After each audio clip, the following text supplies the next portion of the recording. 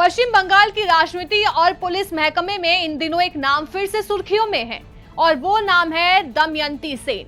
वही दमयंती सेन जिन्हें कभी सच सामने लाने की कीमत चुकानी पड़ी थी और अब नई सरकार ने उन्हें एक बेहद अहम जिम्मेदारी सौंप दी है।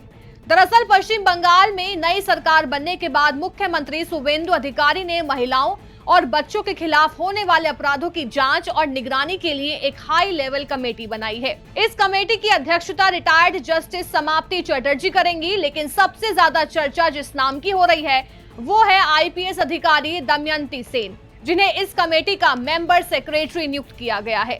अब सवाल है, आखिर कौन है दमयंती सेन? उनकी वापसी को इतना बड़ा क्यों माना जा रहा है? दमयंती सेन 1996 बैच की आईपीएस अधिकारी हैं। वो अपने करियर में कई अहम जिम्मेदारियां निभा चुकी हैं और उनकी सबसे बड़ी पहचान बनी थी कोलकाता के चर्चित पार्क स्ट्रीट गैंगरेप केस से। कोलकाता पुलिस में ज्वाइंट कमिश्नर क्राइम बनने वाली पहली महिला अधिकारी भी रही हैं। अब जरा उस केस को समझिए जिसने दमयंती सेन को सुपर कॉप बना दिया और फिर विवादों के केंद्र में भी ला खड़ा किया। साल था 2012 और तारीख 6 फरवरी।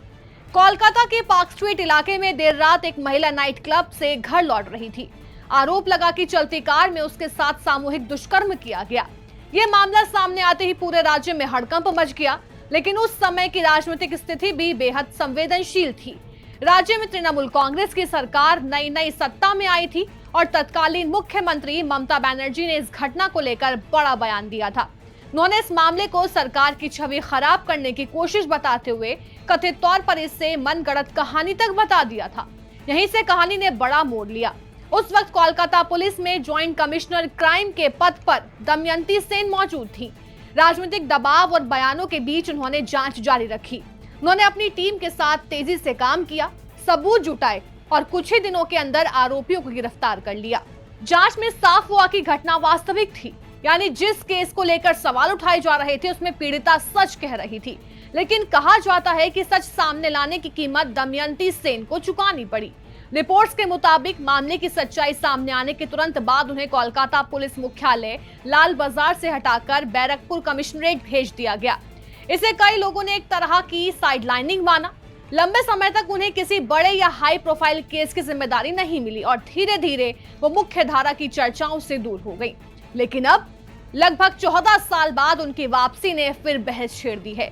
नई सरकार ने उन्हें महिलाओं और बच्चों के खिलाफ अपराधों से जुड़े मामलों की निगरानी के लिए बनी हाई लेवल कमेटी में अहम भूमिका दी है।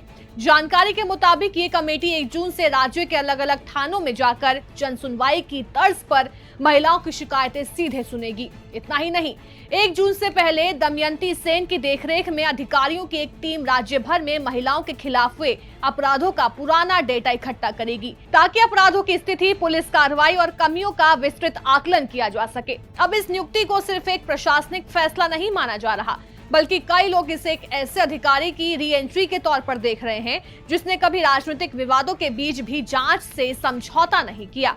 तो क्या पश्चिम बंगाल में महिलाओं की सुरक्षा को लेकर नई सरकार बड़ा बदलाव लाने की तैयारी कर रही है? क्या दमयंती सेन की ये वापसी राज्य की राजनीति और पुलिस व्यवस्था में नया संदेश देने वाली है? अपनी राय हमें कमेंट करके जरूर बताएं।